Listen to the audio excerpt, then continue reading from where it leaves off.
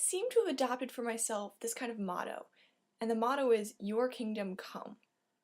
However, the problem is I don't even know what it means.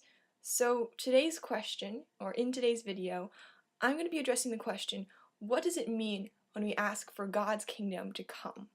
And this is an extension off of the last video, because I decided I wanted to go more in depth with the topic. I guess the reason why I have this question, or the reason why it comes up, is because recently I've been thinking a lot about what to do with my life. Because I don't just want to be, and I don't just want to live. I want my actions to do something and to go somewhere. And I guess I can see this in several different areas, that people have different conceptions about what kind of things we should be doing, and I guess what the motivation is for things. One area of this would be like college and decision making. What kind of productive work should I devote myself to that will make God's kingdom come? Other areas where this would be is with fee and liberty.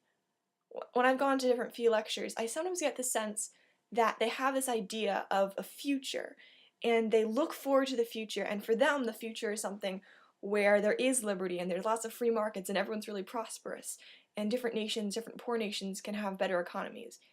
And that's almost like a kingdom which they are trying to promote. So that is what they're looking forward to, and that's what they're directing all of their actions towards.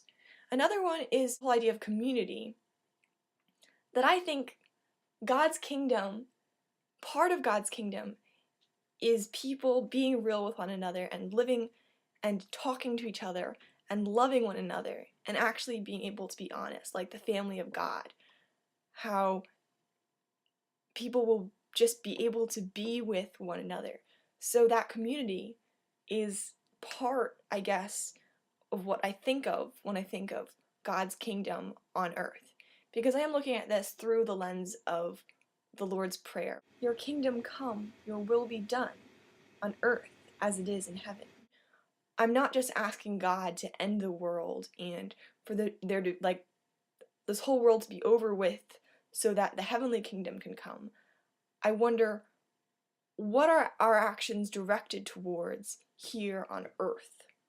Another big thing is the whole idea of causes, or how people will champion a certain cause in an effort to make the world a better place. And the most recent one that I learned about was, I learned about it through this documentary called Food Inc. And it's just horrible, the things that they pictured there. The very people intended to regulate these businesses were the ones who actually had a stake and were part of those very businesses. So there's this huge lack of accountability.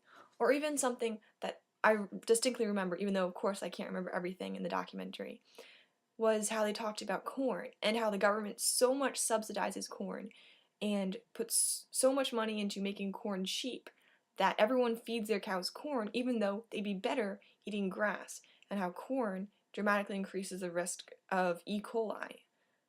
So things like that. As I watched the movie, I distinctly remember thinking, I wish I could change this. I wish I could do something and make it better.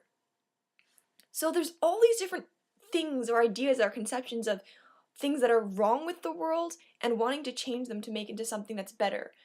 And I often categorize these under the topic of God's kingdom, of doing things in this world, in this material world, to somehow restore it to how it was meant to be.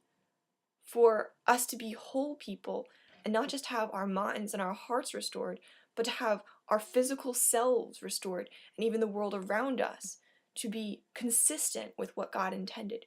So I have this idea of your kingdom come. And I see that as the motivation behind doing things. Because really, what's the point? What's the point of doing things or in working in a specific way unless you're going somewhere? So I feel like I should know where we're going. I feel like I should have some picture of the future. David Dark, in his book The Sacredness of Questioning Everything, sets forth this idea that our actions can somehow redeem the world or make it valuable again. And he has this idea about making the physical world a world where there's justice and where people have human rights and where I guess government policy is good and right, and people love each other. And it's very hopeful in a sense. But part of me thinks, I don't think that's possible. Isn't the world just going to end in destruction and fire? Isn't the world continually getting worse? How can we hope for this redeemed world when the world will not be redeemed until it ends? Or at least the picture that I see in the Bible is one where it's not getting better, it's actually getting worse. And there's all this suffering that has to happen before God's kingdom actually comes. So I'm so confused as to whether God's kingdom is a physical thing, or it's a metaphysical thing, or if it can be on earth, or if we're just waiting for heaven. What I think is that God's kingdom in heaven is going to be physical and metaphysical. And I think that there's quite a lot of support for the idea that people will have bodies in heaven. Of course, it's going to be different, but there are physical descriptions of things that are in heaven. And things will be renewed, not just people's souls or people's spirits. At least that's what I see. But then how does that idea connect into what the real world or what the present world is like? And how can God's kingdom come in this world? Perhaps I've been confused, or perhaps I've been viewing the question the wrong way. Maybe it's not about how can God's kingdom come on earth, but more, how can we do God's will on earth? Maybe when it says your kingdom come, your will be done on earth as it is in heaven, it's asking God's kingdom to come and asking God to save us and to redeem us. But more to align our hearts and our minds to hope. T.S. Eliot's poem, The Hollow Men, kind of draws a picture or explains for me a little bit better what I mean. The last stanza says, "Between the idea and the reality, between the motion and the act, falls the shadow, for thine is the kingdom. Between the conception and the creation, between the emotion and the response, falls the shadow. Life is very long. Between the desire and the spasm, between the potency and the existence, between the essence and the descent, falls the shadow, for thine is the kingdom. For thine is, life is, for thine is the... This is the way the world ends. This is the way the world ends.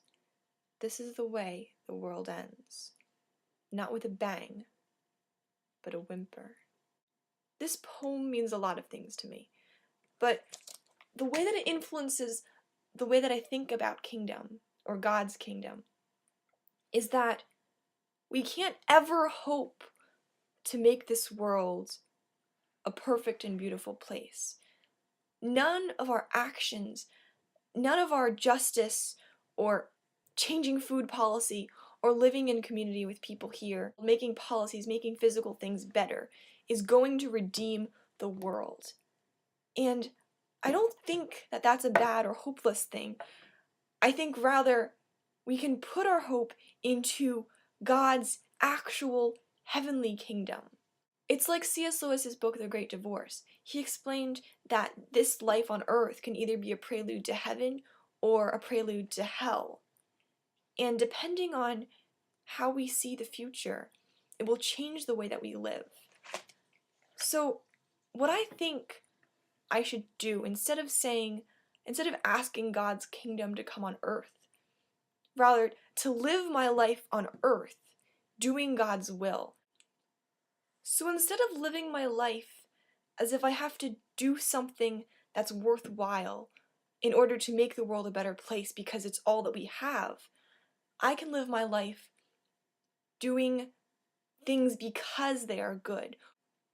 So I guess I continue living life trying to be whole, being a real person as much as I can on earth, but knowing that God's kingdom has not come yet, but it's a kingdom in heaven that I have to look forward to.